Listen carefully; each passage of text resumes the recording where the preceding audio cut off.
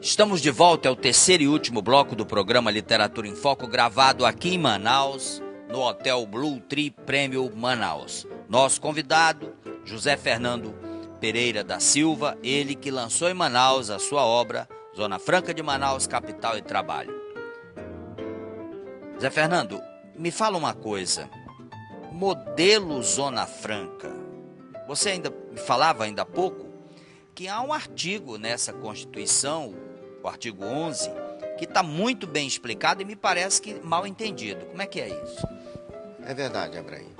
Eu desconheço, desde quando eu comecei a escrever sobre Zona Franca de Manaus, quando a Zona Franca completou 15 anos, a Suframa completou 15 anos,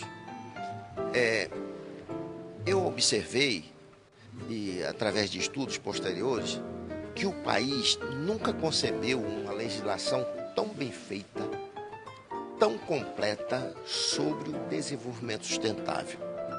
O artigo 11 do Decreto-Lei 288 está aí para todo mundo ler. Ele diz o que diz o artigo 11? Que, implantada a Zona Franca de Manaus, a Suframa teria como obrigação, como tarefa de casa, cumprir o que estabelece o artigo 11 do Decreto 288. O que diz o artigo 11 do Decreto 288? Que a Suframa deverá, através dos seus técnicos ou de uma ampla articulação com os órgãos que atuam na região, ou até mesmo contratando consultorias especializadas, a Suframa tem que elaborar um projeto de desenvolvimento sustentável baseado no aproveitamento compartilhado das potencialidades locais.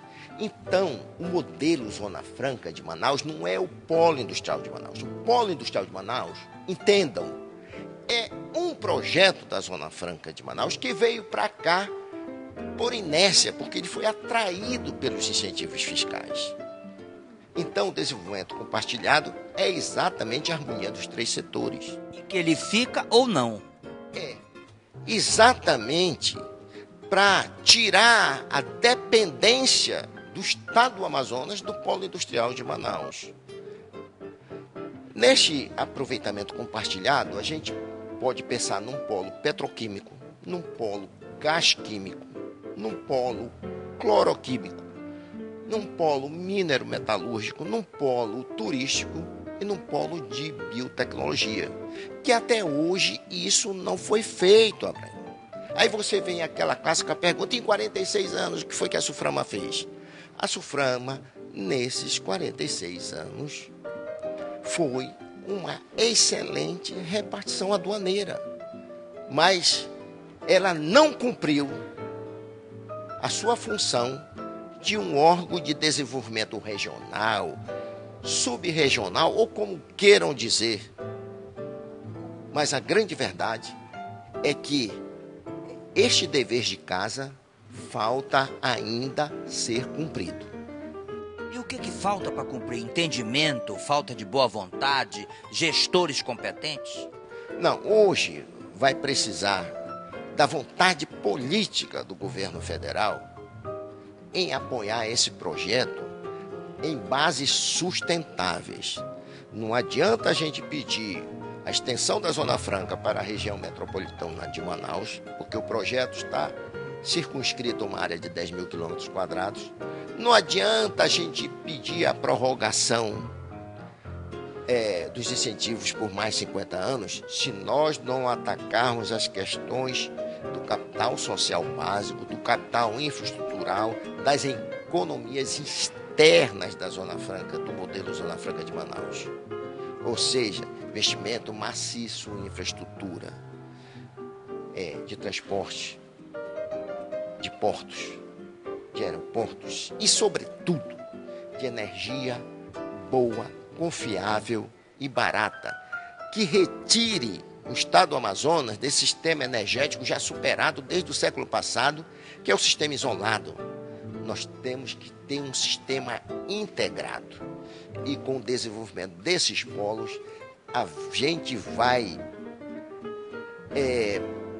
deixar de ser dependente de uma indústria localizada no polo industrial de Manaus. Quer dizer, a indústria vai acontecer, vai estar ali, mas nós temos outros mecanismos que vamos haver progresso para o Estado. Foi boa a colocação, porque isso vai me permitir enfatizar. A indústria tem que ser incentivada, tem que ser apoiada, mas o projeto Zona Franca tem que buscar alternativas de desenvolvimento para tirar esse nível de dependência. Porque nós tivemos aqui um vice-governador que dizia que estar na Zona Franca é mesmo que percorrer o caminho de um trem fantasma. Em toda esquina leva um susto. Quer dizer, nós temos que eliminar essa dependência, dessa preocupação, até mesmo do xenofobismo das outras unidades da federação com relação ao projeto Zona Franca de Manaus. Foi um prazer enorme conversar com você. Nós tínhamos que fazer um programa com você de 3 horas para você desenvolver tudo que pensa e que escreve sobre a Zona Franca. Mas infelizmente estamos chegando ao final do programa e você tem agora a oportunidade de se despedir. Eu agradeço a oportunidade, porque este tema Zona Franca é um tema que preocupa porque nós não podemos mais viver neste universo de incertezas. A pior coisa que pode acontecer para um trabalhador do polo industrial de Manaus é a incerteza do pão de cada dia. E toda vez que há uma ação coordenada contra os incentivos da Zona Franca de Manaus, o trabalhador, o amazonense, a sociedade organizada vive aquela expectativa de que poderá a qualquer momento acontecer um mal maior. A gente precisa se libertar desse sentimento negativo. Bom, foi agradável. Eu prometo para você, telespectador, que o nosso entrevistado irá voltar e vai continuar falando de Zona Franca. Agradeço a tua audiência, a tua participação, mas você pode interagir conosco, falando conosco através das nossas redes sociais. Até o próximo programa, num novo encontro com um novo livro produzido aqui na Amazônia para você de todo o Brasil. Até lá.